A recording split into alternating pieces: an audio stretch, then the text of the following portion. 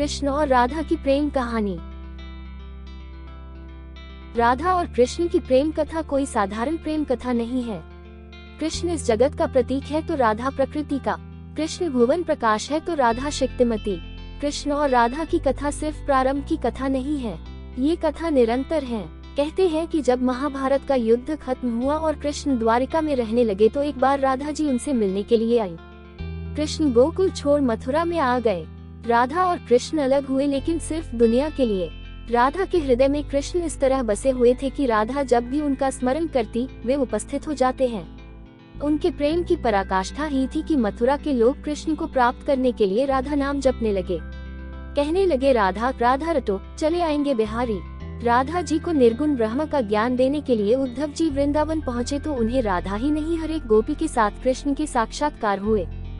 श्री राधे श्री कृष्ण की साक्षात हृदय है और राधा कृष्ण का संवाद में बहुत गहराई है। उसे शब्दों में समझा पाना उतना आसान नहीं है।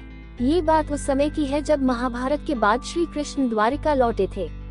वो बहुत उदास रहने लगे। रुक्मणी, सत्यभामा आदि सभी रानियों ने उनकी उदासी का कारण पूछा, लेकिन कृष्ण नहीं बोले। रुक्मणी जी समझ गई कि कृष्ण के मन में अनंत वेदना है।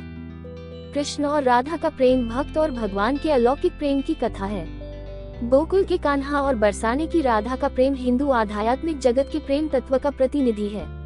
कृष्ण जब बांसुरी बजाते तो राधा खींची चली आती।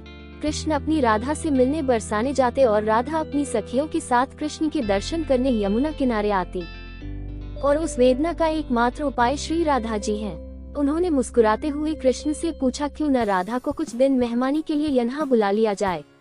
कृष्ण रुक्मणी की ओर कृतज्ञता से मुड़े और हल्की सी मुस्कुराहट में अपनी स्वीकृति देते हुए वह से चले गए। रुक्मणी जी के आमंत्रण पर राधा जी द्वारका आई, ये संवाद उसी समय का है।